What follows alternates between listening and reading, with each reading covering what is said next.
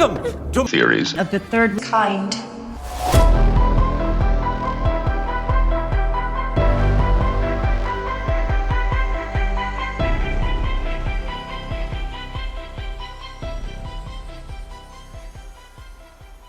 Welcome to Theories of the Third Kind. My name is Aaron. The other host that is joining me today is Danielson. Hello. Now, before we start our episode today, we do have a couple of announcements to make. If you would like to support the show, you could do so by joining our premium subscription service, Supercast. For just $6.66 a month, you can enjoy weekly premium audio episodes and access to our entire back catalog of over 270 plus episodes that are all ad-free.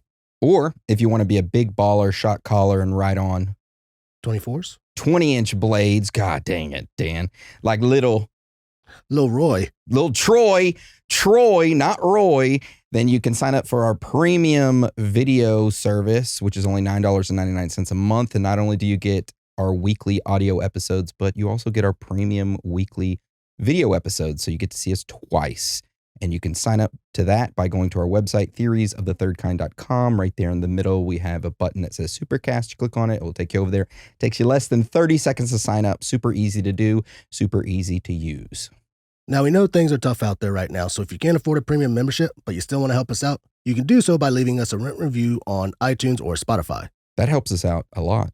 However, don't feel pressure to leave us one. If you don't want to, that's fine. We just want you guys, girls, aliens, reptilians, Bigfoot, Sasquatches, Chupacabras, ghosts, Illuminati members, underground lizard people, whoever or whatever you are to enjoy the show. Also, remember, this episode is entirely human-made. No AI was harmed or used in the process other than the base template for the graphic. And that is the end of the announcements. All right, so today is a Theories Thursday. And if you aren't familiar with what a Theories Thursday is, it is where Dan and I each select our own topic of choosing. We independently research it, and then we come together to record, and then we present our topic to one another. Yes, that's it. Now, the hardest thing about a Theories Thursday is determining who goes first. And for that, we go to the Dice of Destiny. Dan rolls, I pick evens. You got odds. 0 evens, which means I go first. And Dan takes it up the rear, or does it last. He does the rear. He brings up the back. So that means you take it up the rear first. Nope. All right. So my Theories Thursday topic this week is called Cancer Cures. I know. It's kind of, a little bit spicy, a little bit political. We're going to be flagged for misinformation, but what I'm going to be telling you is the facts, okay?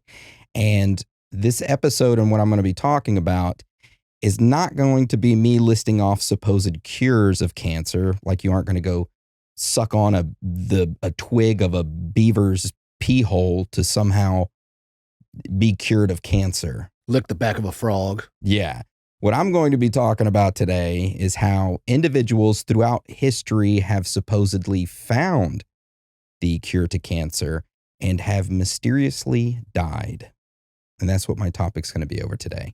And before I jump into that juicy topic, we are first going to go over the basics real quick of what cancer is and a little history lesson of it.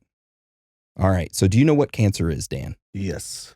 Okay. And for those of you who don't know what cancer is, it is a disease that happens when some cells in our body start growing uncontrollably. So normally, our cells in our body, they grow, they divide, and then they die in pretty much a very orderly way.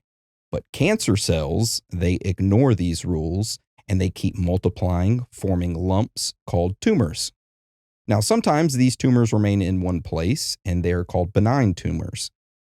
But others can spread to different parts of the body. Now, there are different types of cancers, and I'm going to go over just a few of them. You have carcinomas, which is the most common type. These cancers form in the skin or the lining of internal organs, like breast cancer, lung cancer, or colon cancer. Leukemia, which is cancer of the blood.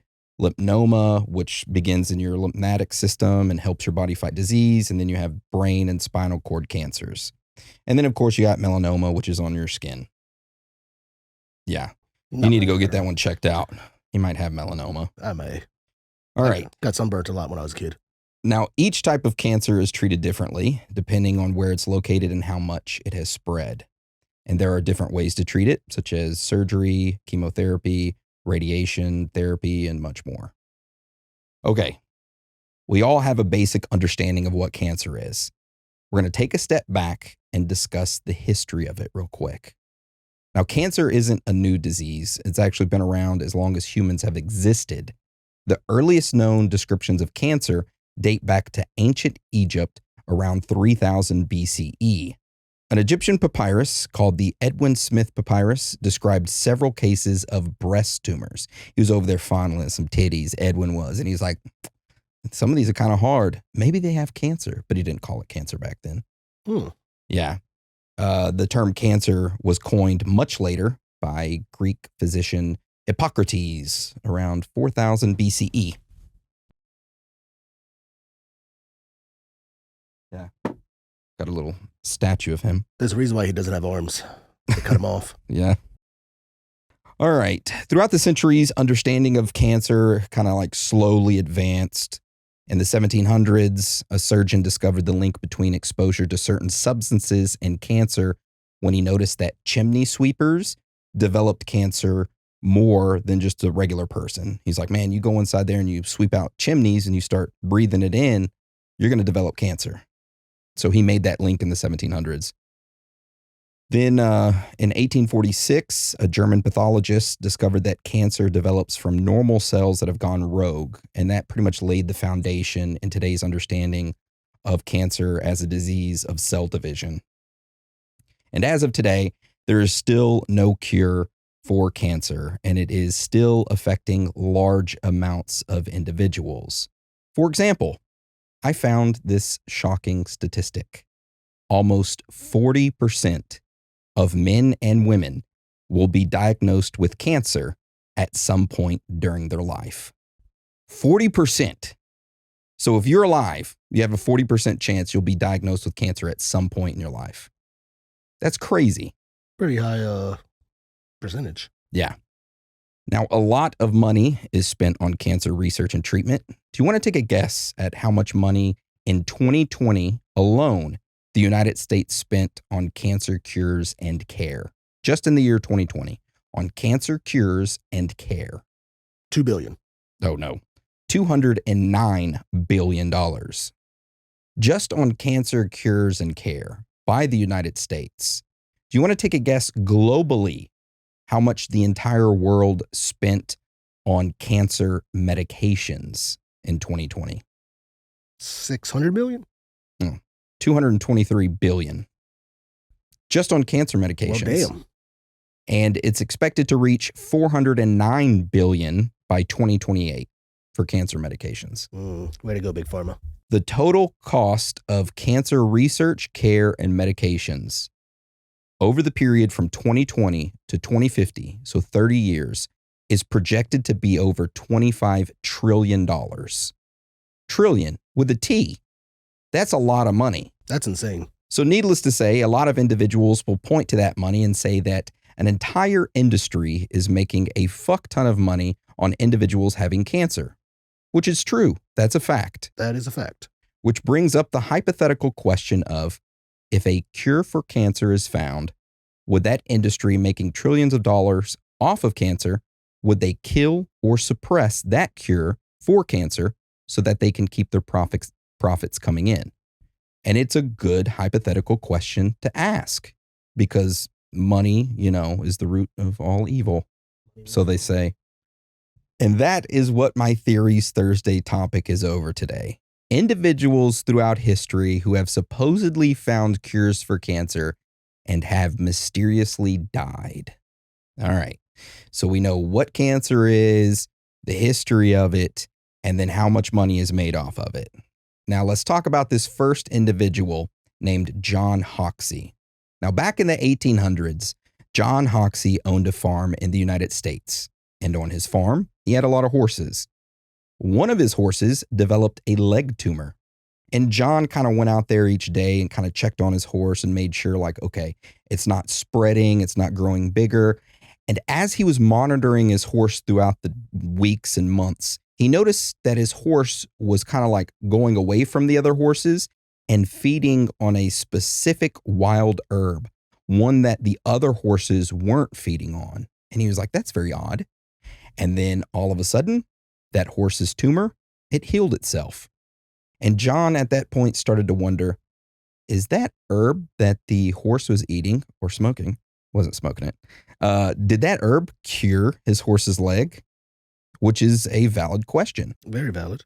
So over the next few years, John combined those herbs with some home cancer remedies and created a tonic taken by the mouth.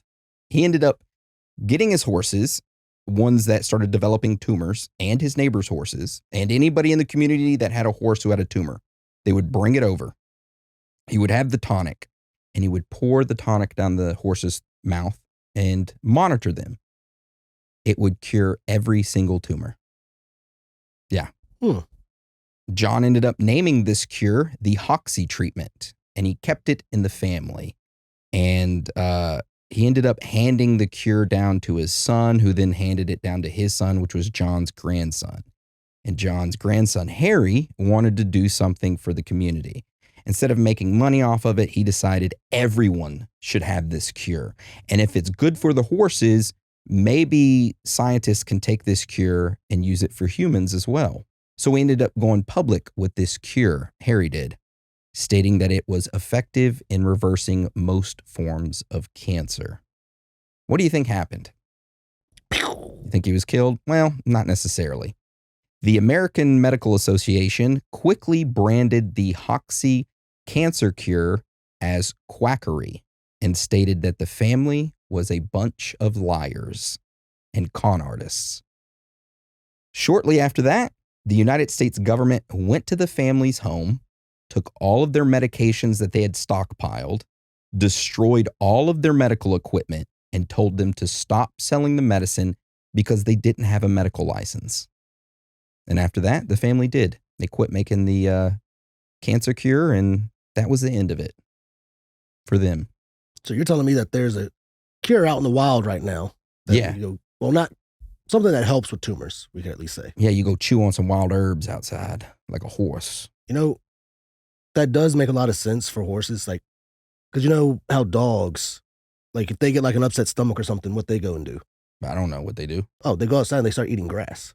What does that do? It helps their stomach somehow. When it's like upset, they're thrown up, they go outside and eat grass. And that's a sign, like, oh, I need to take it to the vet because it's trying to heal itself. So it has like some known fucking knowledge. Oh, wow. They tap into the, what is it? The Akashic Records, the river of knowledge. Of animals. My stomach hurts. I'm going to start eating grass outside. I don't know if you want to do that with shit they probably put in the grass. Yeah, pesticides. I mean, all this grass was brought in from somewhere else. Turning all the frogs gay. Will turn me gay. Nothing wrong with that. But I like women. Anyway. With dicks.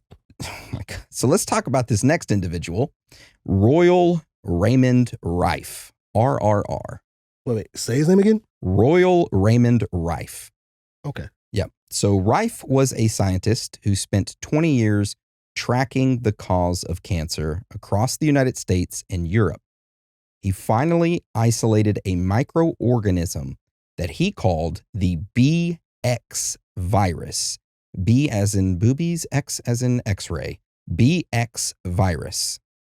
In the course of his research, Rife stated that he learned how to kill this BX virus and reverse its effects among terminal patients with cancer. The results of his research was published in 1931 and endorsed by not only the Smithsonian, which I don't know what the fuck they're doing endorsing cancer research, but it was also endorsed by a panel of researchers at the University of Southern California. And everybody at this point was like, wow, maybe we do have a cure for cancer. However, shortly after that, the American Medical Association, the American Cancer Society, and mainstream science censored all reports of Rife's, discrediting him and not allowing him to publish any more research. They cut him off. All of his supporters came out and started voicing their opinions, saying, hey, we need to support him. He found a cure. All of his supporters were convicted of health fraud and sent to prison. Crazy. After that, Rife went into hiding and he ended up passing away on August 5th, 1971. His obituary stated that he died penniless and bitter. And he had a little quote that he left upon passing.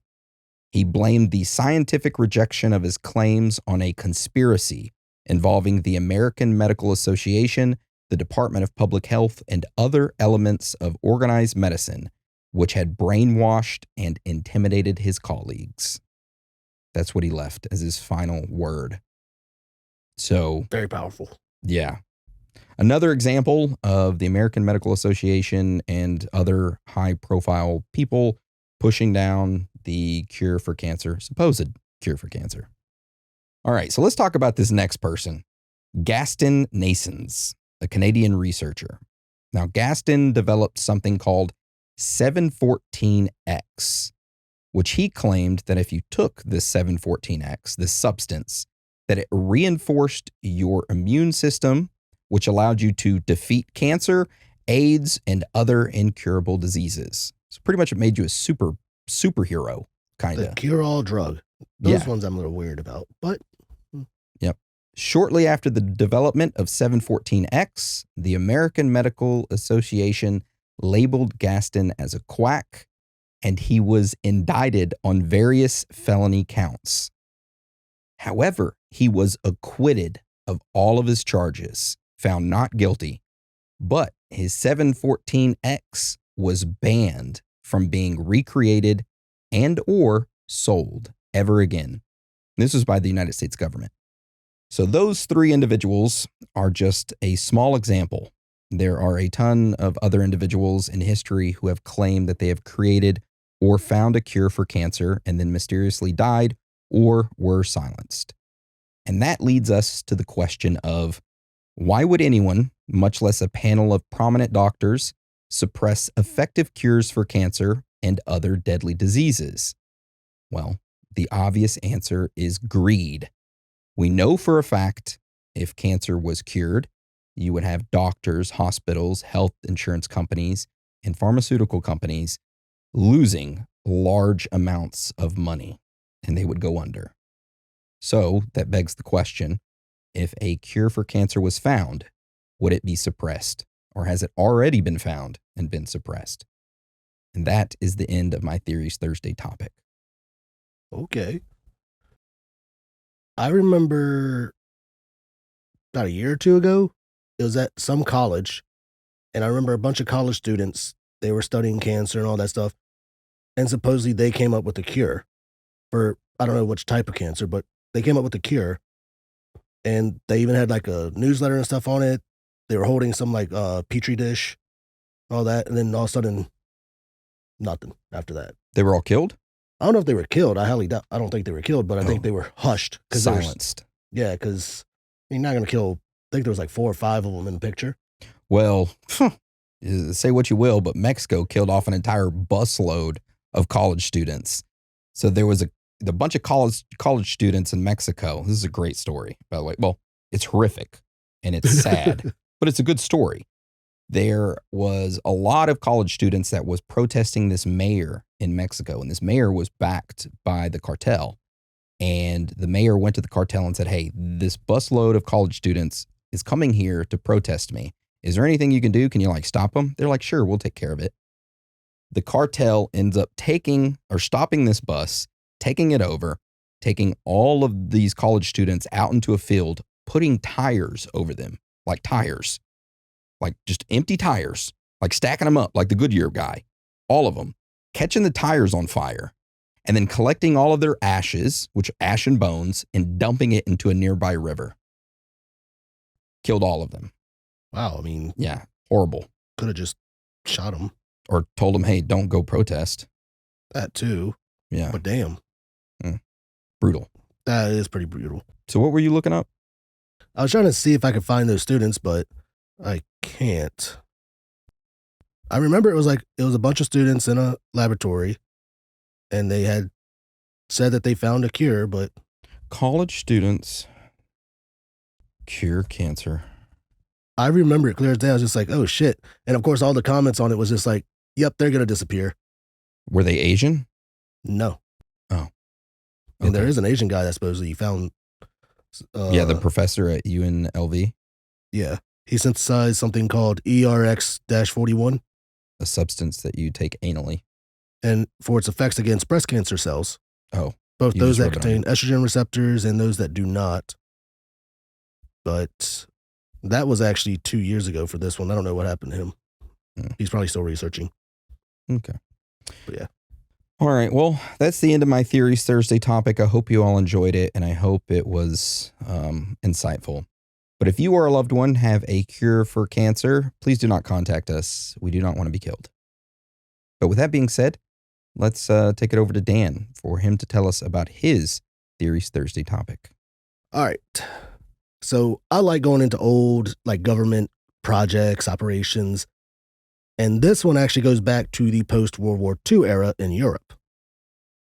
So Operation Gladio, the secret stay-behind army of Western Europe. The best way to describe this is almost kind of like Red Dawn, the movie, like a resistance, but it's like a last stand resistance force hiding in the mountains, waiting for the Soviets after World War II, start of Cold War, to come rushing back into Europe to invade. Okay. But the army stayed there waiting, and of course, the Soviets never came back. So you figure, all right, since they never came back, years go by, they would get like disbanded and stuff. Nope. They decided to keep those armies there. But it's like not an actual military army. It's more of like Mercenaries? training locals. Oh, okay. Yeah, so to fully understand Gladio, I'm going to go back to the smoldering ruins of post-World War II Europe. The war had just ended, the Axis was defeated, and the World War, the world would be pretty much at peace. And Hitler was chilling in Argentina. With all the gold and the Spear of Destiny, the Ark of the Covenant. Yeah, he was just bathing in gold. Yeah. Having a bunch of twin babies down there. Yeah. Blonde hair, blue-eyed twin babies. Yep. Now, you thought the world would be at peace, but that's pretty much when the Cold War immediately started. And with it came a new type of war. Not fought with tanks and battleships, but with sabotage, espionage, and subversion. And that is where NATO, the North Atlantic Treaty Organization, comes into play. In 1949, as a defense alliance against potential Soviet aggression, NATO helped Western Europe prepare for an Eastern invasion, not with just soldiers and tanks, but with invisible armies. These were secret paramilitary groups hidden in plain sight whose mission was to wage guerrilla warfare behind enemy lines in case of a Soviet takeover. So, kind of like Red Dawn. Mm-hmm. If you've never seen that movie, I don't know how to describe it other than Soviets or armies take over and pretty much civilians end up fighting back. But these units were known as stay-behind networks. Now, the Italian operation decided to give it a different name, Gladio, which was Latin for sword.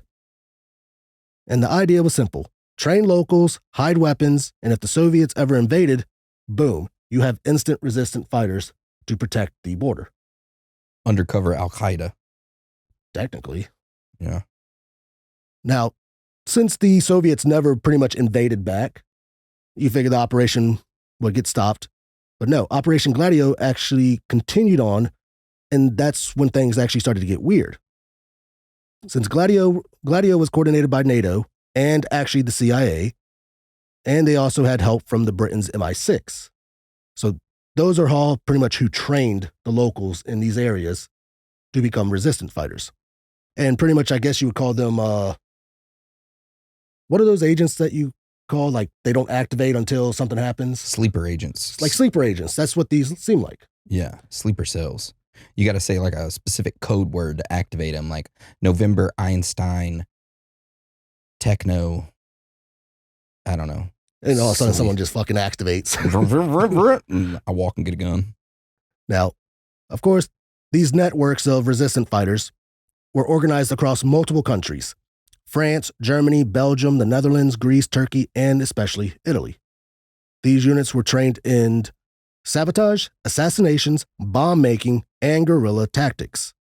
They stockpiled weapons in hidden caches in the forest, barns, caves, any place they could all across Europe.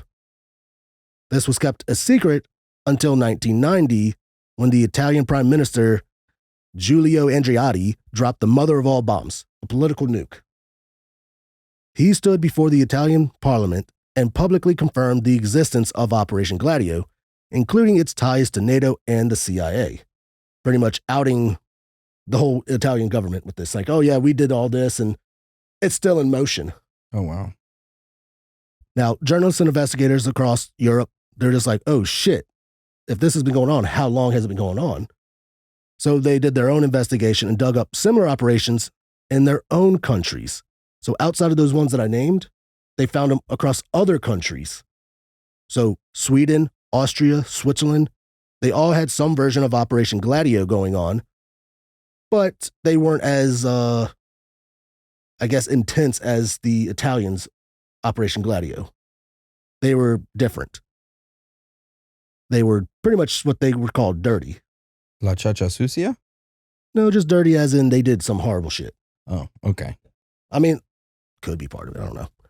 But there are 4 prime examples of Operation Gladio being linked to terrorism, coups, and deepest kind of statecraft, aka managing state affairs, which makes sense if the CIA was involved. Yeah. The first one is called the Strategy of Tension. In Italy during the 1970s and 80s, there was a wave of political violence, bombings, assassinations, and kidnappings. It was called the Years of Lead, and everyone blamed the left-wing radicals. But documents and testimony suggest some of these attacks may have been carried out or allowed by Gladio operatives to frame communists and push Italy towards, hate this word, authoritarianism? Mm-hmm. Yeah, that word. This is called the strategy of tension. Scare the public, discredit the left, and strengthen the hand of the conservative state. Pretty much goes hand in hand with false flag operations. False flag operation? False flag, yeah. Yeah. So yeah, you could pretty much think of these as false flag operations kind of things. Okay. Now the second one was the Bologna massacre. On August 2nd, 1980, a bomb exploded at the Bologna's main train station. It would kill a total of 85 people and wound over 200. This would be considered the worst attack in post-war Italy. At first, the blame fell on the leftist radicals again, but later investigations implicated members of a neo-fascist group with alleged ties to the Gladio network. Some weapons used were found in secret Gladio arm caches. They tried to pass it off as coincidences, but the Italian courts was like, no, it was definitely Operation Gladio, considering you're using their weapons, their strategies, and everything. So that got blamed. Now, the third one was the Belgian cell. In the mid-1980s, a mysterious group known as the Brabant Killers went on a rampage in Belgium. They robbed grocery stores and shot civilians in the back, including children. Official investigations never caught them, but rumors swirled. Some believed they were part of Gladio, pretty much striking fear to justify stronger state security. Sadly, they saw this as a way to make you give up civil liberties faster than a bloodbath in aisle 9 at the store. Good Lord. Yeah. Okay. Kind of just like the U.S. right now with school shootings. Ooh. I mean, yeah, that's okay. one way. Sorry. Now, the fourth one is called Gladio B and the Islamic Terror. So after 9/11, ex-NATO informant Sibel Edmonds claimed that Gladio had not ended. It just evolved. She said a new version nicknamed Gladio B was working with radical Islamic groups in Central Asia. According to Edmonds, the CIA and NATO were manipulating Islamic terror cells for geopolitical leverage, essentially weaponing chaos. Does all make sense now? Kind of does. Okay. It does make sense. Because, I mean, who trained bin Laden's group? It was... So bin Laden's group, when he was invading like the Soviet Union / Russia and all them in the 80s, he was trained by the CIA. And you can look that up. That's a fact. Yeah, so, especially if it's 1980s, Operation Gladio.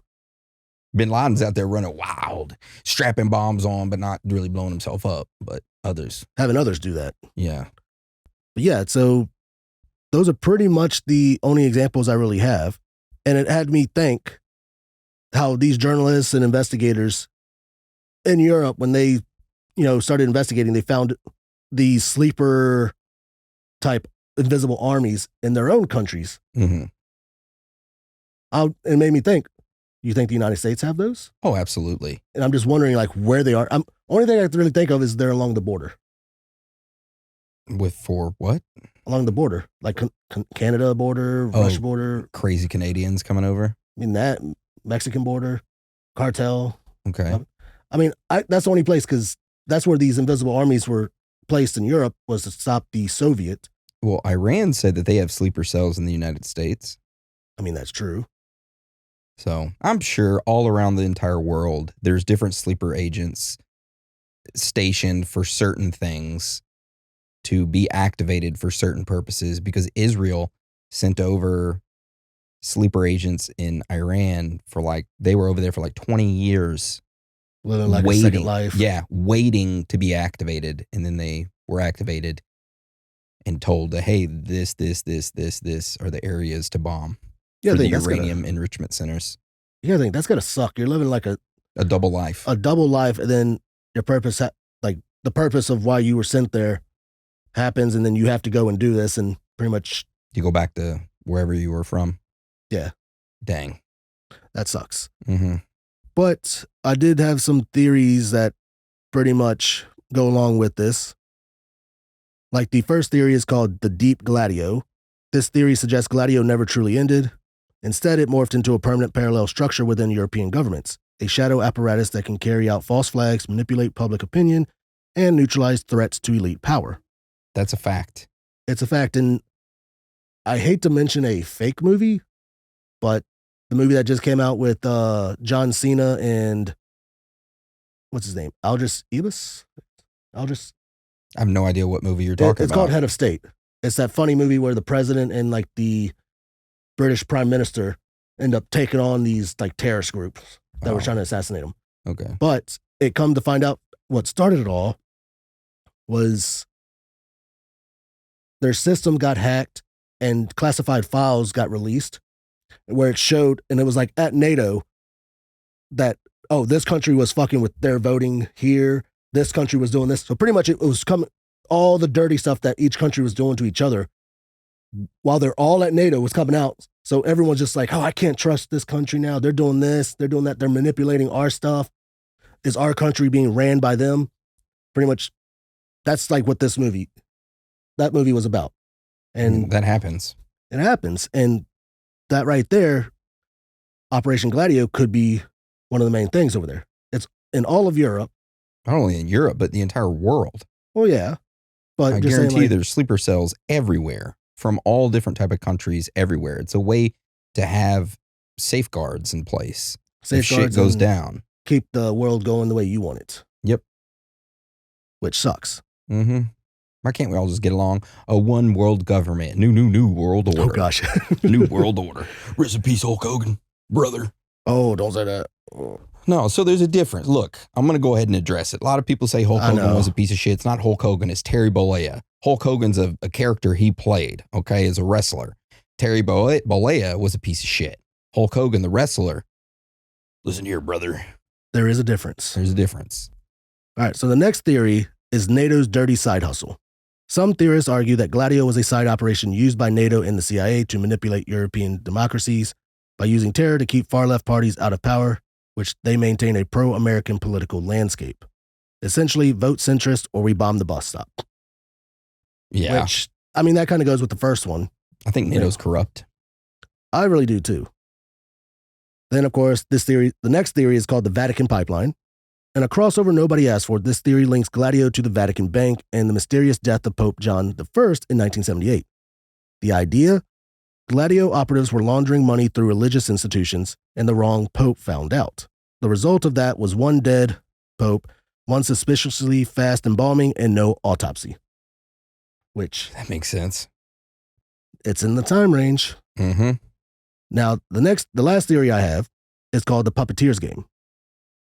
This one's big picture, it suggests Gladio was only one arm of a much larger global architecture. A network of stay-behind forces, intelligence alliances, and black budgets all coordinated by unseen elite. Gladio wasn't the plan. It was a test run. Okay. Which, I mean, it could be the test run considering the prime minister did out it in 1990. So they probably had to create a whole new operation because now that operation was pretty much found out, Mm-hmm. which I could definitely believe that, Yeah. especially with NATO. So yeah, that was my Theories Thursday, which was the Operation Gladio in Italy, but technically it's all over the world. Yeah. It was all over Europe. They found it in countries that had nothing to do with it, like Sweden of all places. Why would Sweden need one?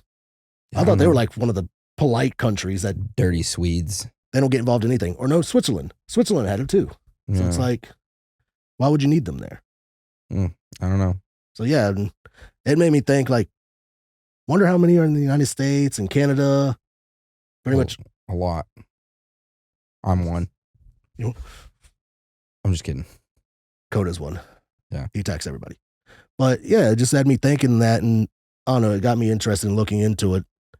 And just the fact that they found it in other countries.